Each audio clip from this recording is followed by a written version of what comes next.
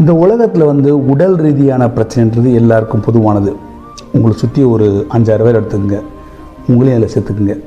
ஏதாவது ஒரு குறை, கருப்பாக இருக்கேன், குண்டாக இருக்கேன், ஒல்லியாக இருக்கேன், தொப்பை இருக்குது, குட்டையாக இருக்கேன், மூக்கு சப்பையாக இருக்குது, மண்டையில் முடியல, வழுக்க இருக்குது, எனக்கு பேச வரலை, அல்லது பிறவியிலே ஏதோ நோய் இருக்குது, அல்லது ஏதோ ஒரு குறைபாடு உடம்பில் இருக்குது. இப்படி பிரச்சனைகள், உடல் ரீதியான பிரச்சனைகள் எல்லாருக்கும் இருப்பது பொதுவானது.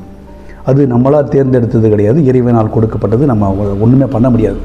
பட் இந்த உடல் ரீதியான பிரச்சனை மன ரீதியான பிரச்சனையாக மாறும்போது பெரிய பிரச்சனையாகுது. நமக்குள்ள தாழ்வு மனப்பான்மை உண்டுபடுது. தாழ்வு மனப்பான்மை செல்களுக்கு நல்லதில்லை, நம்ம உடம்புள்ள செல்களுக்கு நல்லதில்லை. ஆன்டி ஆக்சிடென்ட்ஸ் கிடைக்காமல் செய்துவிடும்.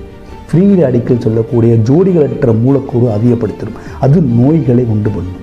ஸோ மன ரீதியான பிரச்சனையாகாமல் பார்த்து கொள்ள வேண்டும். அதுதான் ரொம்ப முக்கியம். பிளேடு ரொம்ப கூர்மையானது தான், ஆனால் அதால் ஒரு மரத்தை வெட்ட முடியாது. அதே மாதிரியே கோடாரி ரொம்ப வலுவானது, ஆனால் அதால் ஒரு முடியை வெட்ட முடியாது.